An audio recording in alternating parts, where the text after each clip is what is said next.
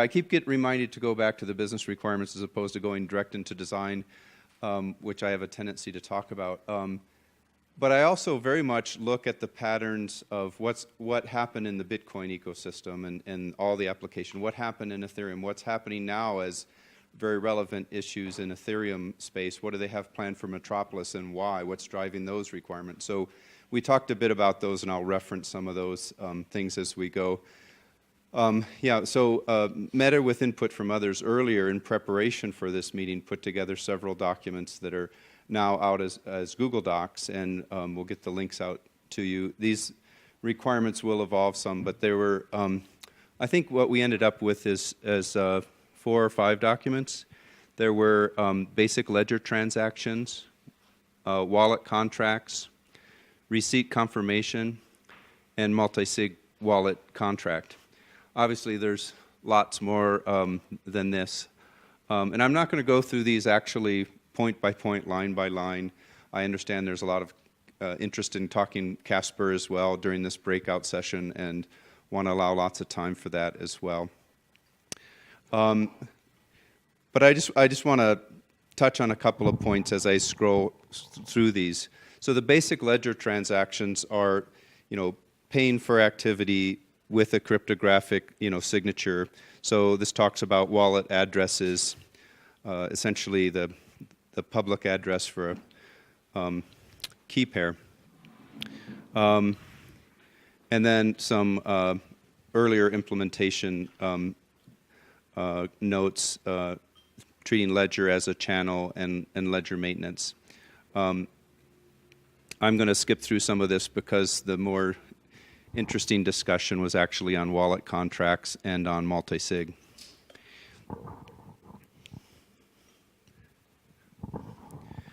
So as all of you in the room and online know, wallets are an essential block to move value and to also to hold the key pair to sign transactions of any kind of nature.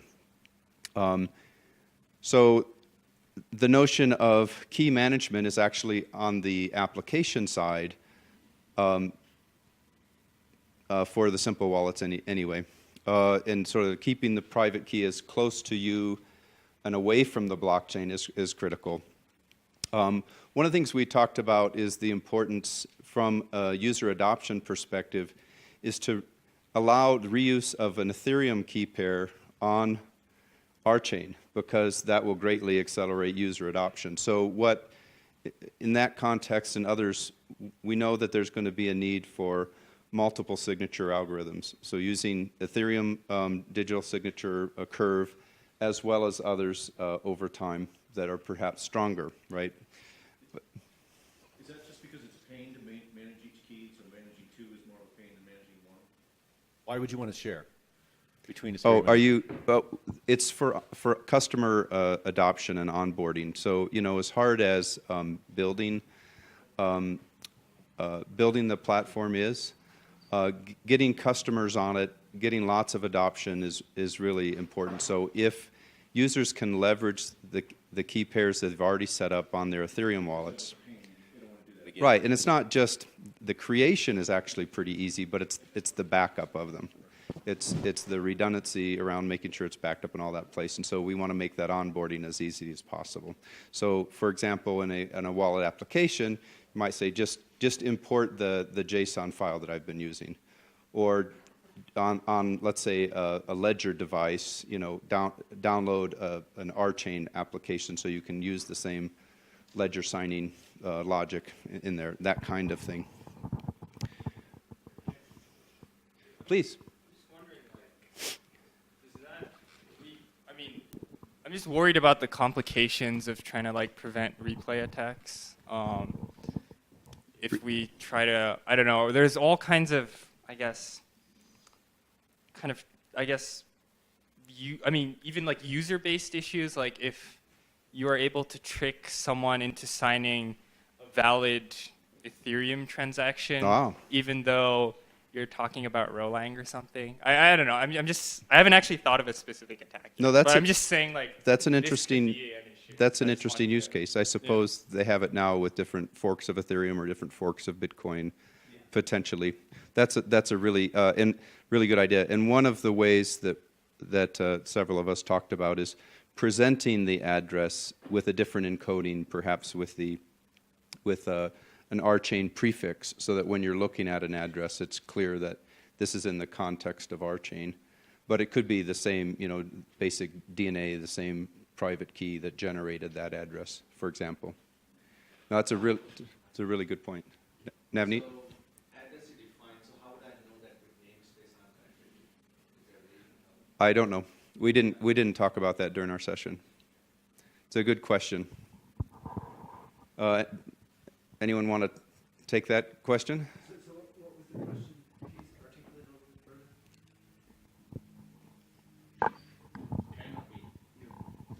So my question is from so we are hoping that RChain is going to have multiple namespace, and if you have an address, can we associate a address with multiple RChain namespaces or not? If yes, then how would you identify which address is associated with namespace? So, I mean, is there a way to click or just have to go and click on Explorer to find it out? Which I want to avoid, looking at address, I should be able to tell which namespace I'm. I mean, I would assume. I think this requires a deeper discussion of namespaces, and I'd rather. Okay, but So I have another question for Navneet, yes? No more questions? No, go ahead. Oh, okay, you're just joking. So yeah, there wasn't a lot of debate and discussion around the simple wallets. I think there were continued confusion how the fees in phlogiston would be presented to the user and so forth, but I don't want to dig into that here. But I think certainly we want to hide phlogiston as much as possible from the user experience completely. Right. So I think everyone's on board with that.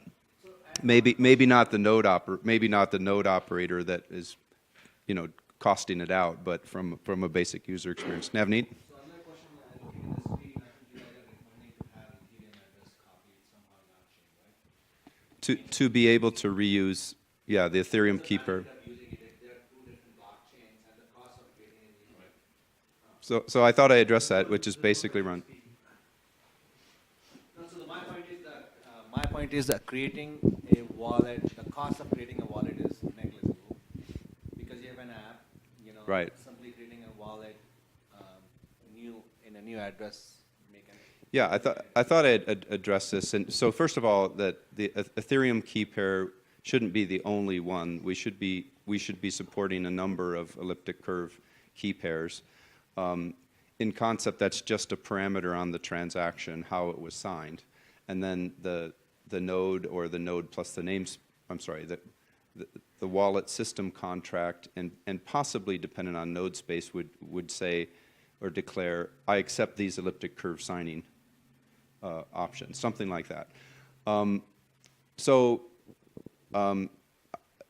The reason Ethereum specifically is important is for user acquisition, user adoption, to make it easy for Ethereum developers and applications to come over to RChain, to onboard to RChain.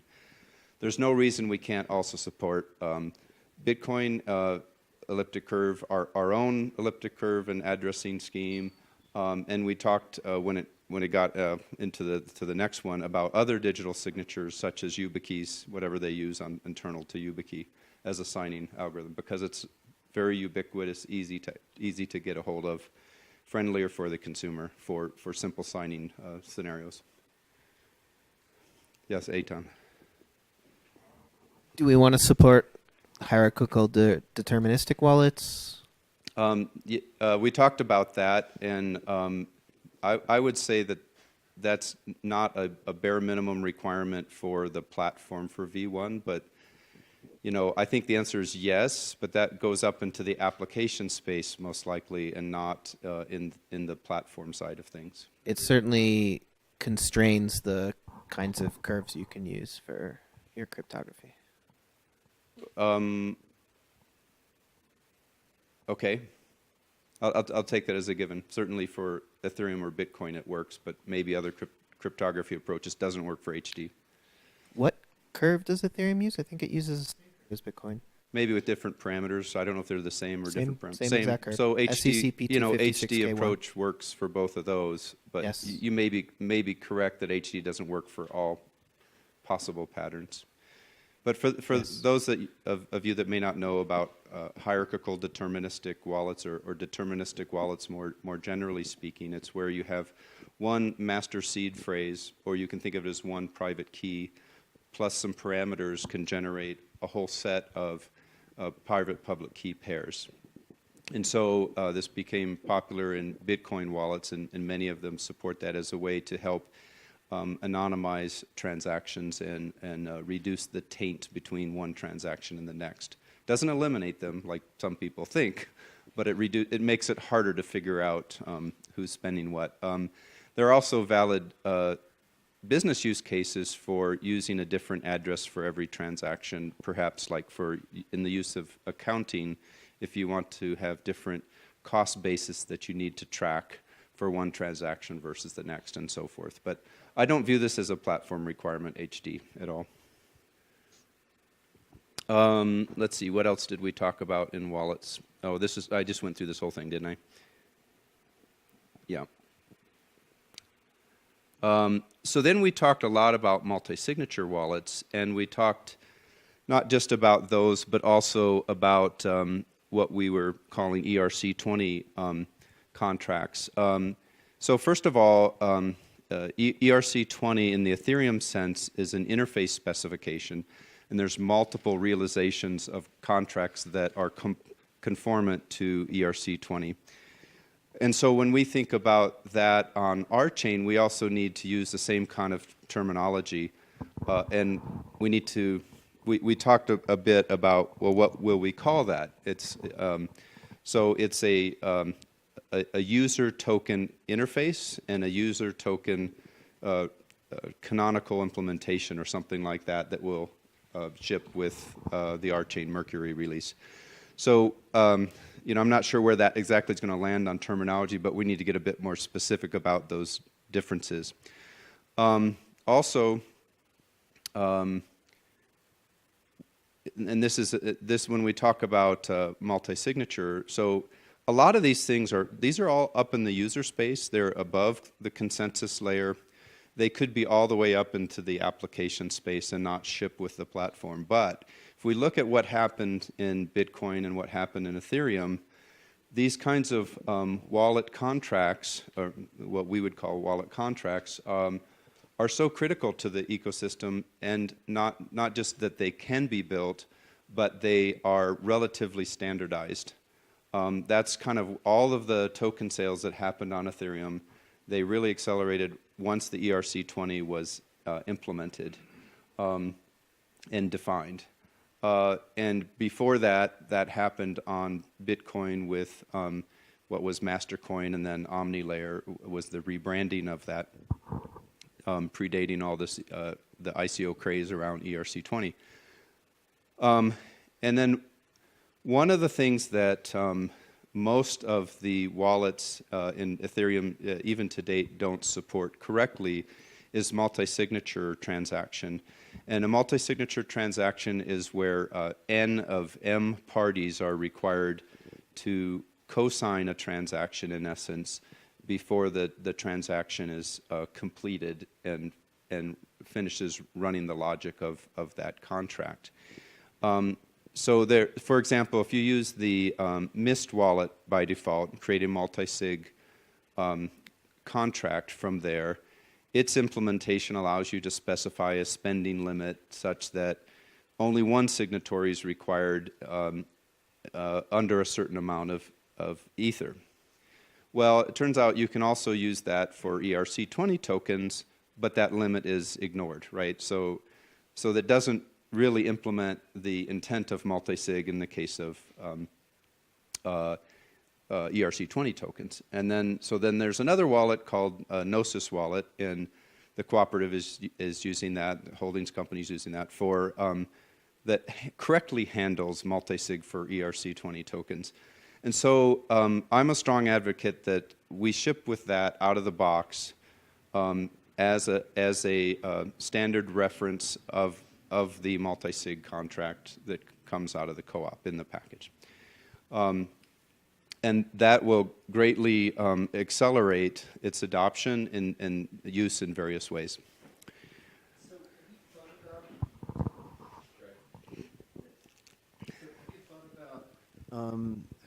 Spreading out response to these requirements between the development team and the community. Let's say that there's broad adoption here in this community. These are all great ideas, and that we should go forth and take action.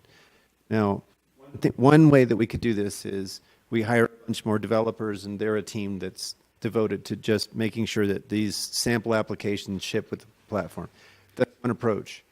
And maybe that's the right approach. But another approach is we hire one or two, and we put a ton of bounties out there for community members to come and get engaged and involve themselves in that way. Yeah, I know how you think. Yeah. Yeah. So yeah, to echo some of what your rationale for this suggestion is to get more people engaged, to grow the community, to get people to take a stake in our future. Is really important. So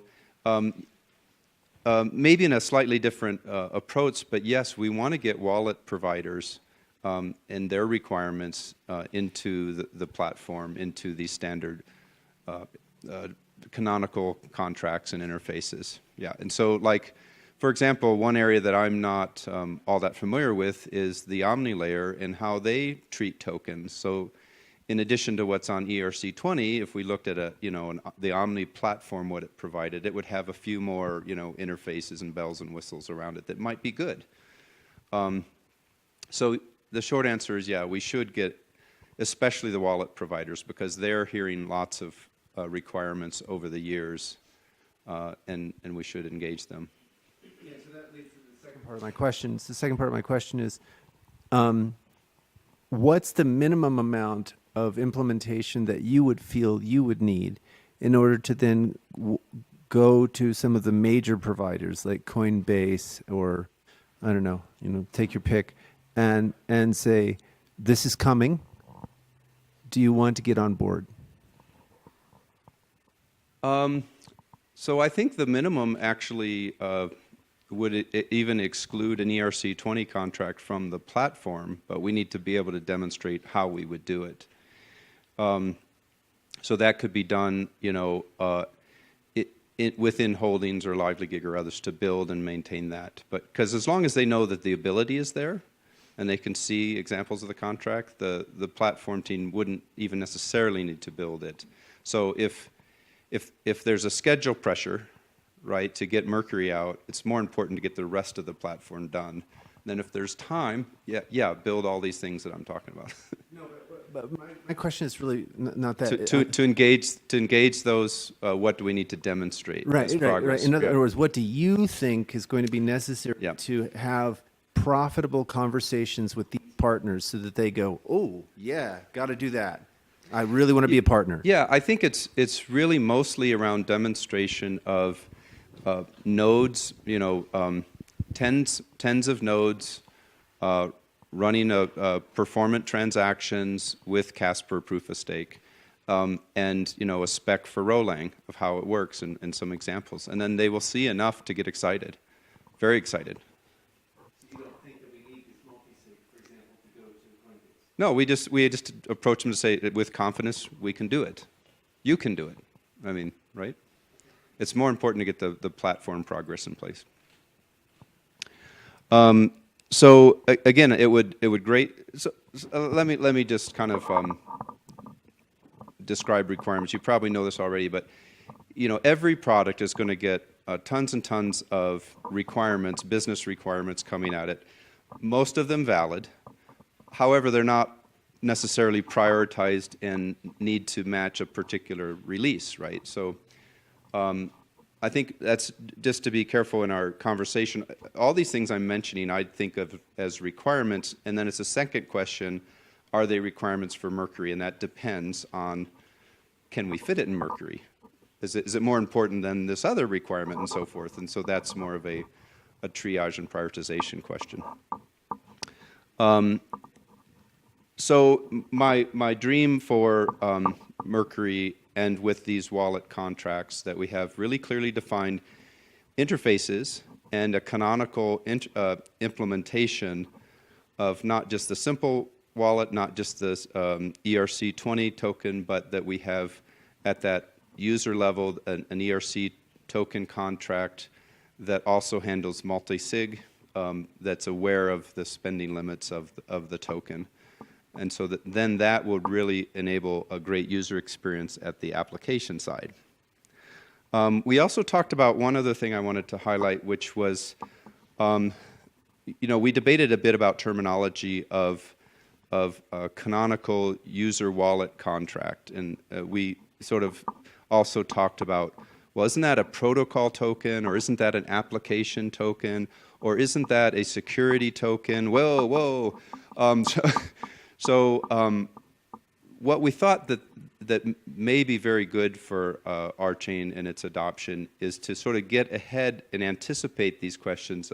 If a token wants to represent a commodity or a security or a protocol, that we allow extensions for that in the standard, in that those that create those interfaces or contracts that conform to those can declare their intention for the token, and there would also be some extra properties that they would carry along with it. So, like, if you're claiming to represent a certain type of token, then you must provide, the slot that is a URL back to the full description of what it is. And you must perhaps have a public identity that if you're a company issuing the token, that the company can stand by. So we just touched on this briefly, but the idea of these specialized user tokens was an interesting exploration area for future. Let's just take one or two questions and then wrap up, and we'll then go on to the Casper discussion. Oh, okay. I thought there was some joined. What's next?